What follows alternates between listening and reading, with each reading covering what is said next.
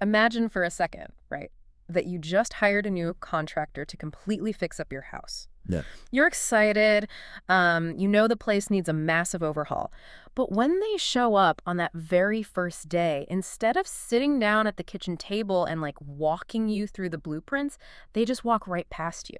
Oh, no. In total silence, they pick up a sledgehammer and just immediately start smashing the living room I walls. mean, that would be terrifying. You'd just be standing there in all this dust, wondering if they even checked for load-bearing beams or, live electrical wires. Right. It might be effective if that specific wall needed to come down, but the sheer suddenness of it would just leave you entirely in the dark about what actually happens next. Exactly. And that dynamic, that exact feeling of sudden, silent, sledgehammer-style action is basically what political analysts are watching unfold in Nepal right now. Yeah, it really is. So today, we are getting into a deeply detailed news analysis piece by Sanjeev Satganya, who's reporting out of Kathmandu. And our mission for this deep dive is to break this down for a total beginner. If you haven't been following international news closely, we are looking at the incredibly controversial first few weeks of Nepal's brand new Prime Minister, Balendra Shah. Right. And we're trying to understand what actually happens when a fiery youth-led protest movement suddenly finds itself, holding the keys to an entire national government.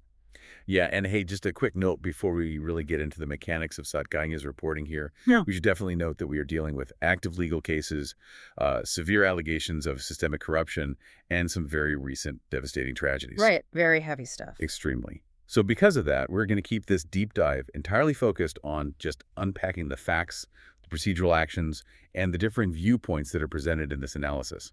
We aren't here to take a stance on who is politically justified or anything like Yeah, that. exactly. No sides being taken here. Right. Our aim is just to look at the machinery of what is happening on the ground so you can actually understand how this crisis is functioning.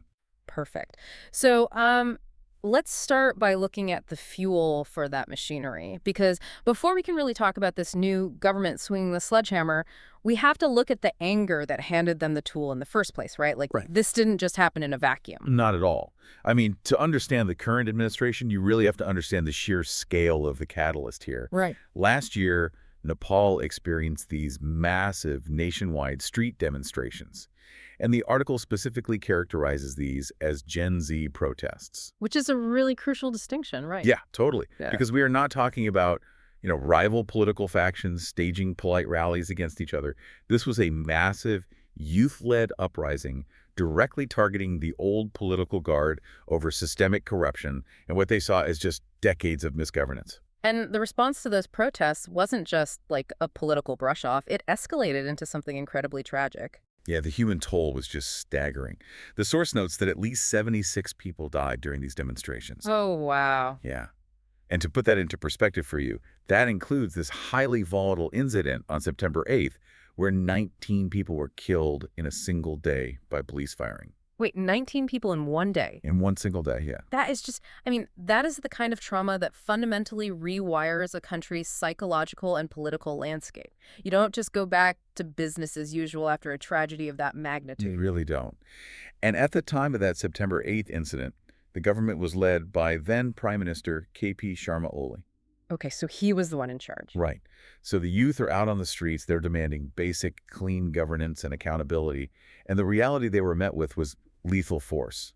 When you have an entire generation experiencing that level of grief and, frankly, anger, it just creates this enormous amount of kinetic political energy. Which naturally brings us to the ballot box, I guess, because all of that kinetic energy eventually found an outlet in the March 5th elections. Exactly. And the result was what you could really only call a political earthquake. This brand new party, the Rastriya Swatantra Party, or the RSP, they campaigned heavily on this rallying cry of, quote, visible change and good governance with accountability. Right. And they absolutely swept the board. They won a near 2/3 majority. Which is just an astounding margin, especially if you're new to how parliamentary systems work. Yeah, can you break that down a bit? Like, what does a 2/3 majority actually mean mechanically? Sure, yeah. So in a parliamentary system, winning a few seats gets you a voice in the room, right? Winning a simple majority lets you, run the room. But securing a near 2/3 supermajority, that essentially hands you an absolute mandate. Wow, okay. Mechanically, It means you don't have to water down your policies to form some fragile coalition with rival parties. Hmm. You basically have the numbers to push through sweeping legislation, almost unilaterally. That is immense power, but that raises a massive mechanical question for me. So what's that? When a brand new party wins a supermajority, purely on the momentum of raw youth anger and street protests, how do they transition from shouting outside the building to actually running the bureaucracy inside? Right, that's the big So question. you'd assume they have to, pivot, put on a suit, start acting like traditional diplomats, learn the red tape. Well, the fascinating thing about Saitganya's analysis is that the RSP didn't pivot at all. Wait, really? Really. They took the exact same energy they had on the streets and just injected it straight into the executive branch. Oh, wait. Yeah, instead of adopting that slow, deliberate posture we usually expect from newly elected officials, they opted for rapid, aggressive, and just highly disruptive I action. know the sledgehammer. Exactly. Enter the sledgehammer. Because the new prime minister, Balendra Shah, takes his oath of office on March 27th. And the very first thing his government does is unveil this incredibly ambitious 100-day action plan. Yeah, they bypassed any sort of honeymoon phase entirely. And the goals outlined in this 100-day plan are massive in scope. We're talking huge stuff, right? Yeah. Oh, yeah. We are talking about aggressive constitutional amendments, sweeping economic reforms, and notably, the abolishing of political student unions in universities. Okay, let's pause on that last point for a second. Sure. Because to someone unfamiliar with South Asian politics or just a total beginner to this story, banning a student union sounds like a really trivial thing to prioritize in your first 100 days. It really does. Like, why would a national government care about a college club? It sounds trivial until you understand the underlying machinery of it. In many parts of South Asia, and definitely including Nepal, student unions are not just, planning campus social events or debating cafeteria food. Right, they're just throwing mixers. Exactly. They are heavily politicized, highly organized recruitment wings leagues for the old political guard. Oh, I see. So it's about cutting off the supply chain. Precisely. By abolishing them, the new government isn't just tweaking campus life. They are taking an axe to the recruitment and mobilization pipeline of their political rivals. That makes a lot of sense. It's a structural attack. But honestly, what absolutely blew my mind in this reporting isn't just what they are doing, but how they are communicating it. Or rather, how they aren't communicating it. The silence. Yes, the silence. Prime Minister Shah launches this massive, country-altering 100-day plan, takes over the government, and he hasn't said a single word. The article explicitly notes he hasn't spoken publicly since taking the oath. Right. He didn't even address the first meeting of the newly elected parliament.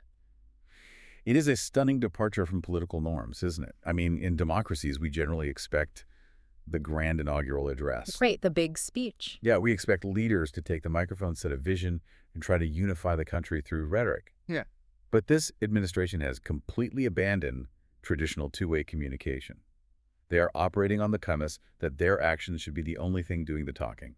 But how do they justify running a national government on mute? Like, how does that even work? Well, the rationale actually came from the RSP chair, Rabi Lamajane. During that April 1st Parliament session, the very one the Prime Minister skipped speaking at Lamajane actually stepped up to defend the strategy. Okay, what did he say?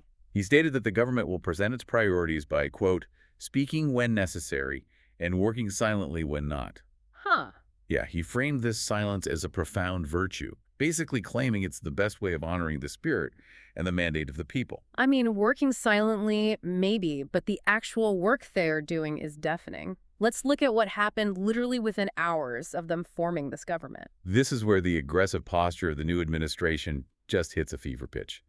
Within hours of taking power, the Shah government ordered the immediate arrests of the former prime minister, 74-year-old KP Sharma Oli, and the former home minister, Ramesh Lekak. Putting the previous leader of the country in handcuffs on day one is just a massive escalation. Huge. What was the legal basis for moving that quickly? So the arrests were tied to alleged negligent killings stemming from those September protests we discussed earlier. Oh, the September 8th police firing? Exactly, that specific incident. But the sweep didn't stop there. They simultaneously issued arrest warrants on corruption charges for another former prime minister, Sher Bahadur Doba, who is 79, and was currently abroad for medical treatment along with his wife, Arzu. Okay, so let me get this sequence of events straight for the listener. Go for it. A youth-led party comes into power, refuses to speak to the traditional political establishment, and literally within hours is throwing the old guard into jail or issuing warrants for their arrest. That's the timeline, yeah. It feels remarkably similar to the ethos of, like, a Silicon Valley tech startup. You know, they are operating on that classic move fast and break things mentality. That is a really great comparison. It's as if they view the national justice system the way a developer views an outdated app. If the old software is corrupt, you don't form a committee to discuss it, you just delete it and push an update live immediately. Right.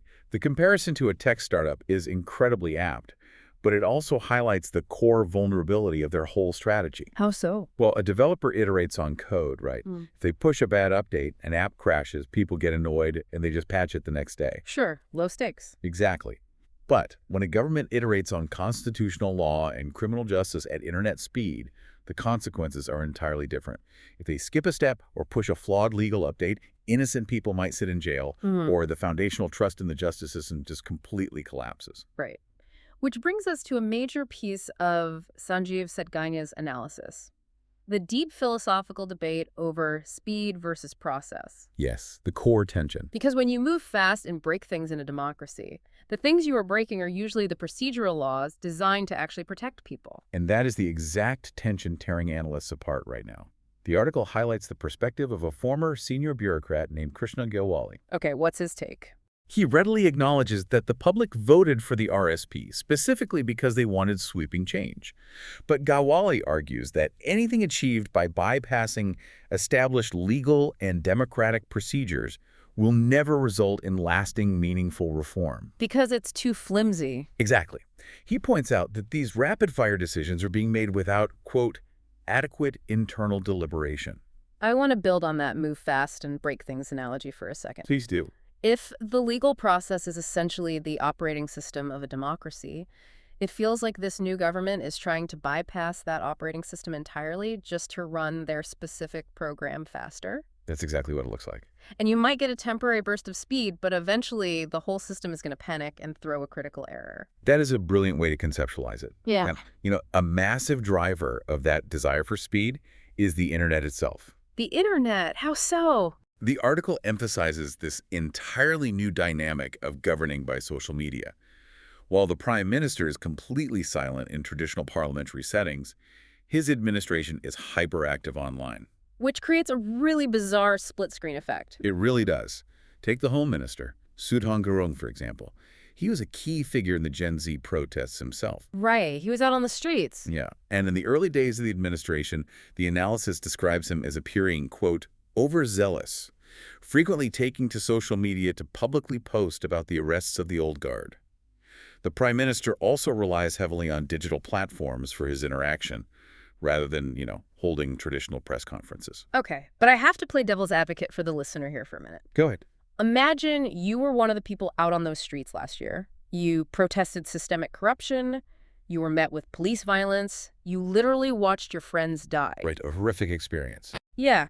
If you are that voter, you probably do not care at all about adequate internal deliberation. You want the people responsible in handcuffs immediately. I mean, that's human nature. Exactly. Isn't cutting through the bureaucratic red tape and delivering immediate, highly visible justice exactly what the protesters demanded? Like, why are analysts criticizing a party for actually keeping its promises to the voters? It is an incredibly compelling argument, and it is the exact defense the RSP supporters use. The government's entire foundation rests on this deep, highly justified public resentment toward the old guard. Right. Many observers argue that as long as the government is actively addressing the people's immediate demands, their lack of traditional communication or procedural slowness is perfectly acceptable. That's what they were hired to do. Exactly. But the analysts in the article warn that this approach is basically a trap. A trap. How so? The analysis brings in the perspective of Mahesh Kushwaha, who is a PhD candidate in international security at Dublin City University. Kushwaha observes that this new government is under extreme pressure to deliver. Because their mandate comes directly from street protests, they feel compelled to produce constant, visible victories. I have to keep feeding the beast. Exactly. Consequently, Many of their actions are being driven by, or at least heavily influenced by, public perception on social media. Kushwaha explicitly calls this dynamic dangerous. Dangerous because social media algorithms demand a villain today, right this second. Yep. Like the algorithm doesn't care about the burden of proof or evidentiary hearings or the discovery phase of a trial. It just wants the dopamine hit of seeing someone punished. Exactly. Social media operates on a cycle of instant gratification. The justice system, by design, operates on friction. Friction, that's a great word for it. Right. It is supposed to be slow so that facts can be verified. When a government starts executing arrests to satisfy a trending hashtag or to feed the anger of their base, they completely bypass the institutions that protect the entire country from authoritarianism. And unfortunately for the RSP, that danger isn't just theoretical anymore. As that Gagne's reporting shows, the operating system is already throwing that critical error you mentioned. The system crashed. It crashed. Let's look at how this rush to action started to unravel.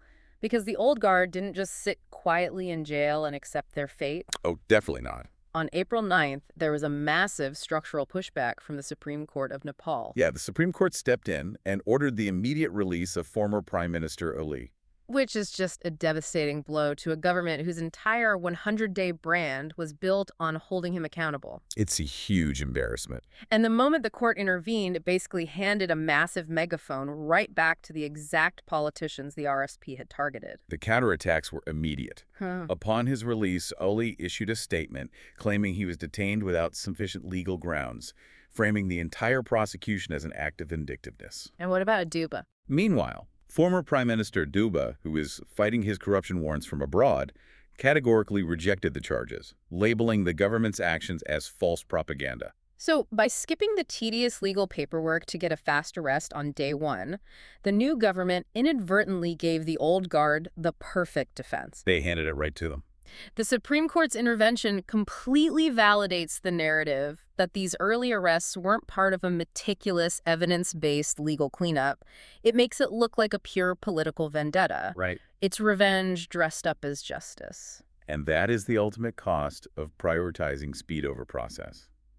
As Krishna Gawali pointed out in the analysis, when you fail to lay down the meticulous legal groundwork, your actions inevitably get overturned by the courts. So you end up back at square one anyway. Worse than square one, actually.